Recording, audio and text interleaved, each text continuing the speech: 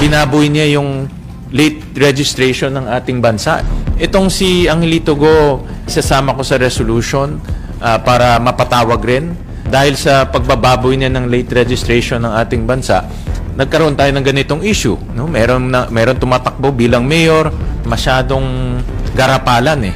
Hindi lang isang beses niya finake yung birth certificate, 4 na beses siya nag-fake ng birth certificate. Aside from kay Alice Go, meron yung kay Sheila Go, kay Seaman Go, kay Wesley Go. Lahat fake ang binigay na information. Doon sa pangalan ng father, sinulat niya doon lahat Angelito Go. Pero ang pangalan niya is Jiang Jong Go. Tinanong doon, nationality, sinulat niya Filipino. Pero ang kanyang nationality, Chinese. 4 times niya ginawa yon. Yung date of marriage, naglagay siya ng date doon na wala naman marriage certificate. At ang kasamaan pa, yung year ni Alice Go at Sheila Go, iba sa year ni Seaman Go at ni Wesley Go. So halatang nagsinungaling siya para makakuha ng fake birth certificate. Ay magfa-filing kami ng resolution to investigate yung fake birth certificates sa ating bansa. Dahil doon sa hearing lumalabas na mayroon 300 plus na mga fake birth certificates, of which 60 plus foreigners ang kumuha. No? So magpa-file ako ng resolution to investigate that.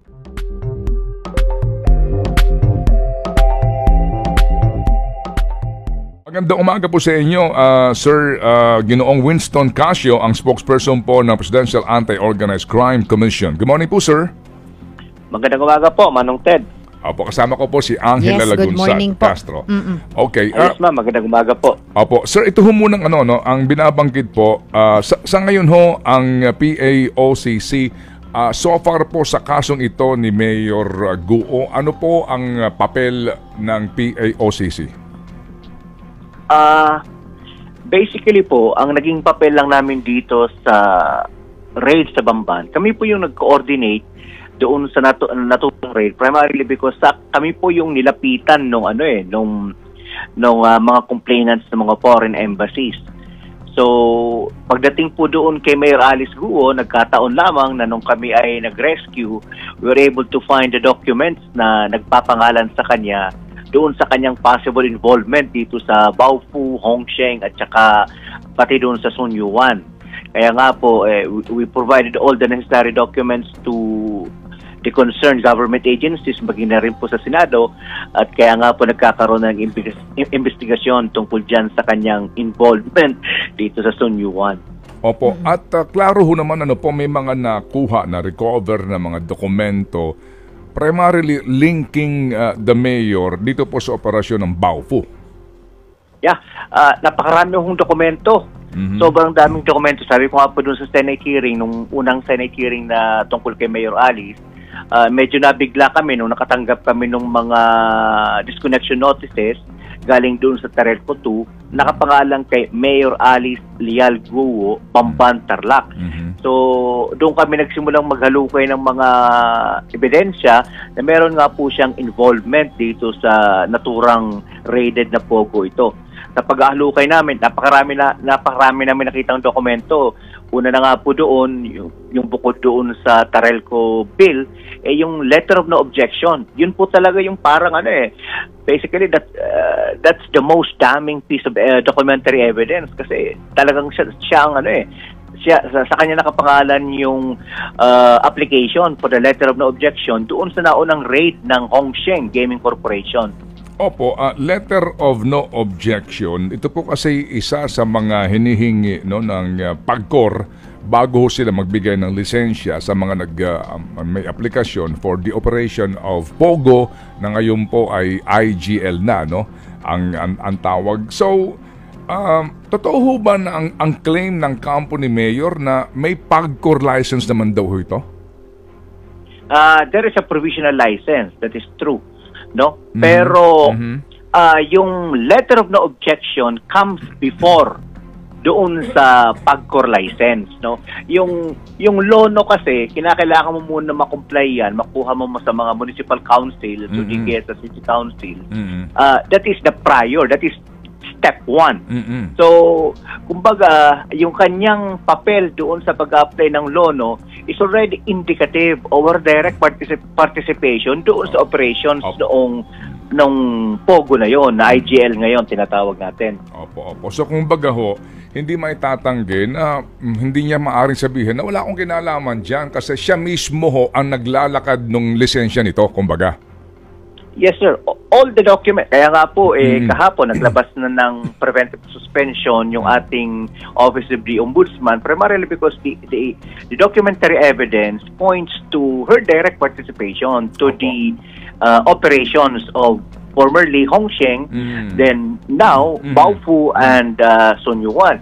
In fact, if you've read the findings of the Office of the Ombudsman, they're saying that yung tinatawag na divestment ay hindi totoo. Opo. Oo, kumbaga klaro na during the time of the raid, si Mayor ho talaga ay kabahagi sa operasyon itong illegal nga na aktibidad itong POGO company na ito. Ano po, sir? Up until the raid. Ganito yan, Manong Ted kasi ang pinakadaming talaga doon, bukod sa lono, para sa amin, para sa law enforcement agencies, maging sa investigative agencies like the Ombudsman and the DILG, is the fact that yung bill ng kuryente up at... Hello? Hello, go ahead po, sir. Go ahead. Opo. Go ahead. Yung bill... Bill ng kuryente ka ninyo. Go ahead, sir. Naku, nawala. Hello, sir. Opo. Ang sinasabi niya, hanggang doon sa panahon ng raid, yung bill doon ng kuryente. Nakita yun, nakapangalan pa kay Mayor. Pati yung sasakyan nun naalala ko yun. Which is sinasabi niya na yung time na daw na binenta yung lupain doon sa Baofu, sabi niya, hindi pa daw nailipat yung pangalan niya. Diba doon sa kuryente o naalis doon sa Andiyan na ba siya ulit? Address. Okay, balikan natin si sir. Sige. You were saying, sir, yung bill ng kuryente. Go ahead, sir. Hello? Opo. Hello, sir. Hello, sir. You were saying po na yung as of the time of the raid, ang bill ng kuryente ka ninyo, sir? Yeah. I apologize, Ma'am. Yung una po, supposedly she divested sa Baofu as early as 2022. Supposedly, she has no more involvement whatsoever doon sa operations ng either Hongsheng, nor Sun Yuan, nor Baofu, as early as 2022. Now, the raid happened March 13 of 2024, itong buwan na ito. Sir, magmula nung 2022 hanggang 2024, you're speaking of how many years of continuous operations ng bill ng kuryente nakapangalan pa rin sa kanya. Now, may mga abogado po siya. Ngayon po, kung sakali po ang kanyang naging defensa is, sa akin pa kasi nakapangalan Now, yung kung sakali lang po kung sakali man po, ibig sabihin she was willing to take on the civil liability whatsoever in relation to the payment of the bill for more than 2 years. Napakatagal po noon Kung meron pong sisingilin pa rin, ang may civil liability po noon would still be her. Hindi niya masasabi na sa akin lang kasi nakapangalan yun napakahinang depensa po yun. Okay. Nasasabihin niyang yun. Sige po. So sir, pero bago po itong nangyari na raid itong March lamang ngayong taon, dati na ho pala itong ni-raid ng NBI, no? Baofu Real Estate Company Limited, December 2 ng 2020, kung saan po mayroong higit 300 na mga foreign nationals din na naaresto doon dahil sa meron na silang illegal gambling operations. May mga fraud na po, cybercrime operations.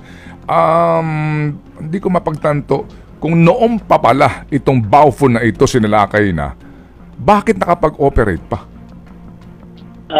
Kami rin po ay nahiwagaan tungkol dyan sa mga bagay-bagay na yan, to be honest. No?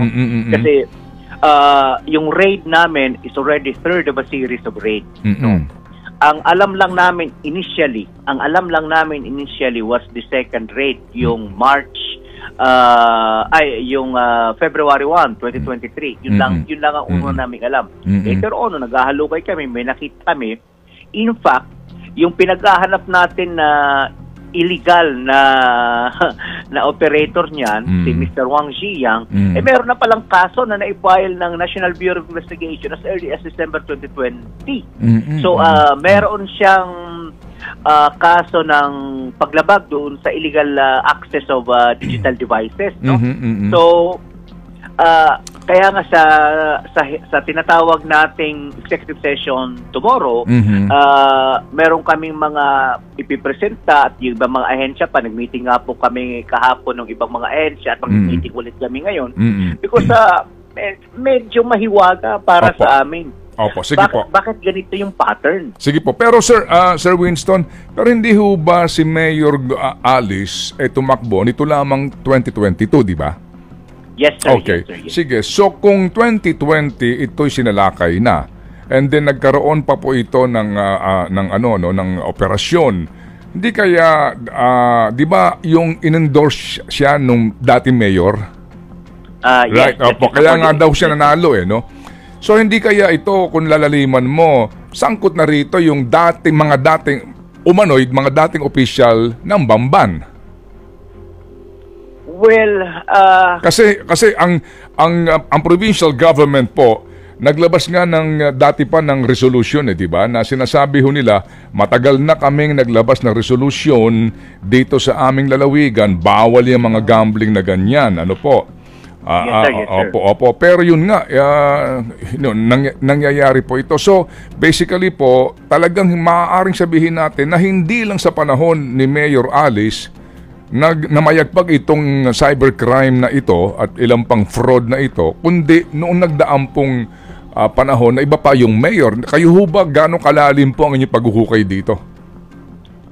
Totoo po yan. Kahapon po doon sa meeting natin doon sa mga prosecutors na nag-handle na itong kasong ito, yan din po ay aming napag-usapan at nabanggit. Tama nga po kayo kasi she came on board as mayor of Bamban only 2022. And then the operations of Hong Sheng started way back to 2020. According to that natagpuan namin na meron nga pong raid nung December 2020. Yeah. So we're looking into the possibility of investigating as well, digging as early as 2020. Okay. Opo. Sige. So sir, kailan pa po kayo na nanungkulan diyan sa PAOK sa PAOCC? Personally, January 6 of 2023. I see. Kasi po, kung inyo maaalala, di ho ba nagkaroon din ng raid ang PAOCC, sila Gilbert, Police Officer Gilbert Cruz, dito po sa Pasay, yung meron pong torture chamber, naalala ho ninyo? Opo. I was part of the raid din po. Okay, so, yun po, may PAGCOR license din yun. No? Yes, okay. sir. Dito po sinasabi nyo, merong PAGCOR provisional license. Right? Yes, sir. Okay. So, hindi kaya to be fair, di ba dito ho may pananagutan din PAGCOR? Kasi alam natin, ngayon tinutumbok itong si Mayor Alice, no? Lumawak na ito. Pero the fact na yung PAGCOR nagbibigay ng lisensya, whether provisional man yan o hindi, no? Lisensya po, sa operasyon itong mga pogo na illegal pala, hindi ba sila po dapat din ninyong alamin? Halo Gogen, ba't kayo issue ng permit nang hindi man lang kayo umaalam sa actual operasyon itong mga pogo na ito? Yeah, in all honesty and fairness, by the way, itong raid na ito po ay pangatlo na sa raids na ginawa nitong PAOK. Yung nauna po, yung sinasabi ninyo, may mas nauna pa doon sa sinasabi ninyo. Ang pinakaunang raid namin was August of 2023, August 1. License, Pogo din po yun. Yung SKK Rivendell, dyan sa may P. Zamora, Gaitos. Pangalawa, yung sinasabi niyo may torture chamber, license din po yun. Smart Web na Nasdaq, nandyan sa FP Harrison, Corner Williams, Pasay din. At pangatlo nga po itong Sunyuan dyan sa may Bamban, Tarlac. Kaya nga po kami nakipag-meeting dito sa PAGCOR. Sabi namin, last week, nakipag-meeting kami na kinakailangan magkaroon tayo ng isang mekanismo lamang tungkol sa pagbibigay ng permit dito sa mga IGL, sa mga tinatawag na ito. Kasi dalawa lang po yan eh. Ang tinitingnan natin either merong direct participation na kung sino man nagbabantay doon. 24/7 po kasing pagbabantay eh. Or merong incompetence doon sa nagbabantay ng 24/7. At open naman po yung PAGCOR doon sa pagtingin sa kanilang sarili. Pero kami din po ay nag-agree doon sa sinasabi ni Senator Gatchalian at Senator Ontiveros. There is no more point of granting provisional licenses or provisional permits kung talagang hindi pa nakukomply ng IGL lahat ng mga documentary at saka iba pang requirements ng PAGCOR. Kinakailangan, wala nang provisional, diretsong approve na lisensya kasi 100% na-comply na nila. Ngayon, itong mga nangyayari, nakakalungkot nga din. Sabi nga namin sa meeting namin noong nakarang Miyerkules, all of the raided POGOs na pinasara ng PNP, NBI, PAOK, DOJ, IACAT, AMLAC, lahat po yan ay with permits. So, how much more po yung 402 canceled POGOs? So, medyo malaki yung problema. Opo, mabuti nga po. Ito'y nalalantad na. Ano ho itong tax evasion charges na binabanggit sa balita ngayon na inyong gusto rin pong isampa laban kay Mayor Alice Goo? Isa lamang po, naunahan nga po tayo nung pagsampa ng ombudsman, nakasuhan na po siya ng paglabag doon sa anti-graft.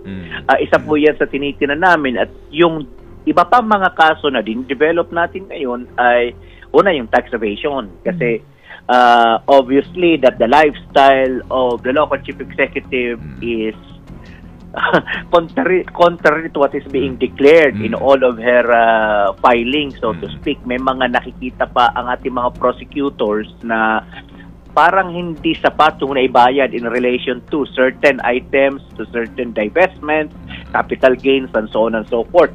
At meron din pong nakikitang posibilidad na makasuhan din po siya ng paglabag ng Anti-Money Laundering Act natin. At marami pa po, maging yung mga kriminal na, ito mga administrative po ito mga malfeasance po ito.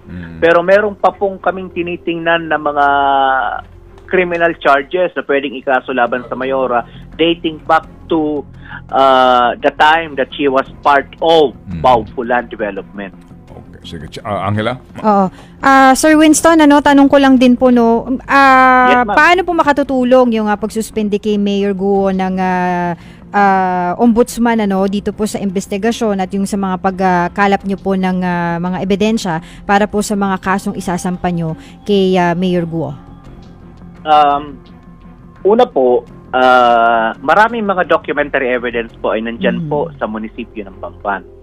So, mas magkakaroon ng freedom ang ating mga investigative at saka prosecutorial agencies na pumasok sa munisipyo at maghalukay noon sa mga dokumentong kinakailangan pa namin para mas mapaigting pa yung pagsampa ng mga iba pang mga kaso laban po doon sa local chief executive at maging doon sa iba pang mga local officials ng Bamban. Medyo nakakalungkot ka lang na yung nabigyan ng preventive suspension ay dalawang mga administrative officials po lamang nitong munisipyo. Sapagkat sa aming pananaw, meron pa pong iba dapat na nasali doon sa pag-preventive suspension. Kasi ito po ay basically aksyon ng isang buong munisipyo. No, ito ang kapabayaan ay hindi lamang kapabayaan noong executive department ng kanilang munisipyo, kundi maging ng kanilang legislative department na nag-approve doon sa letter of no objection nang hindi maayos yung pagtingin doon sa record nitong gaming corporation na ito. Kasi para bagang ang kanilang depensa is mayroon ng permit sa PAGCOR So, because may permit sa PAGCOR, okay na yan, bahala na, hindi natin huwag na tayo mag-due diligence pa. Para sa amin, hindi sapat yung ganon. Kaya nga, pinupukpok namin ngayon si PAGCOR, hindi lamang ng PAOK, pinupukpok ng DOJ. Pero dapat, hindi maging depensa po iyon. Sige po. So, Sir Winston, nabanggit nyo itong pagbibigay ng letter of no objection. Hindi ka makapagbubukas, hindi ka bibigyan ng PAGCOR ng license, kung wala kang lono, di ba? Okay. Yes, sir. Yes, So sir. kung inyo pong sasabihin na ikaw, LGU Bamban, pati ang inyong legislature, ang inyong konseho nagbigay niyan, managot kayo, sa Pasay City. Hindi naman makapag-ooperate yung sinalakay doon na may torture chamber kung hindi nagbigay ng lono yung Pasay City. Baka lang po sabihin ng iba, parang iba ang touring natin dito sa Bamban, pero doon sa mga lugar po, sinalakay din po ng PAOK, na mas may mga torture chamber pa, bakit doon nagbigay sila ng lono? Tama. Yung interagency Manong Ted na nagsagawa ng mga, by the way po, itong mga raids po natin, hindi lamang po PAOK ito. This is an interagency task group po na yan, PAOK, DOJ, and so on and so forth. Yung interagency task group po natin, tayo po yung nag-meet every Thursday at sumulat na rin po kami sa DILG para kalampagin itong local government unit ng hindi lang ng Pasay, kundi ng iba pa na nakikita namin. No, kasi sabi namin is hindi pwede na grant lang sila ng grant ng permit. Hindi naman pwede na, to be honest, dyan po sa Pasay, Kabayan Ted, ganito po yan eh. Nung nakausap namin itong mga administrative officials ng LGU ng Pasay, ang sabi nila sa amin, that was November of last year, to be honest, sir, hindi nga kami pinapapasok niyang smart web na SDAKE, which is FB Harrison and Williams. Hanggang gate lang po kami. Edi ako yung committee, no, nabigla ako. Sabi ko tuloy, bakit yung binigyan ng permit? Hindi niyo pala napapasok yan. So, as early as November last year, kami po yung nakipag-meeting na sa kanila at lahat ng pwedeng pamumukpok, pinukpok na namin. So that's why again, yung ating task group ay sumulat na po sa DILG ng DILG Secretary, nakipag-meeting na kami. We would like, or requesting the task group, DOJ and PAOK and the rest of the group are requesting na sana po tingnan natin lahat ang LGUs na merong ganito. Sige po. Okay, sa panghuli pong katanungan na lamang po, short answer na lang po, Sir Winston. Kailan kayo po magsasampa ng demanda ng tax evasion at ilang pang kaso labang kay Mayor? Malalaman po namin ngayong 10 a.m. Okay, sige po. May meeting kami ngayong 10 a.m. Okay. Sige po. Kami po yung makikibalita. Ano po, Sir Winston, sa inyo pong magiging hakbang dito po sa kasong ito. Maraming salamat, Kabayan Ted. Opo. Thank you. Damong salamat. Para sa iba pang karagdagang mga balita at impormasyon, ay huwag po nating kalimutang mag-like, share at comment sa video na ito, at huwag po rin nating kalimutang mag-subscribe to continue supporting us. Maraming salamat po sa inyong panonood, at naway tangkilikin po ninyo ang aming YouTube channel.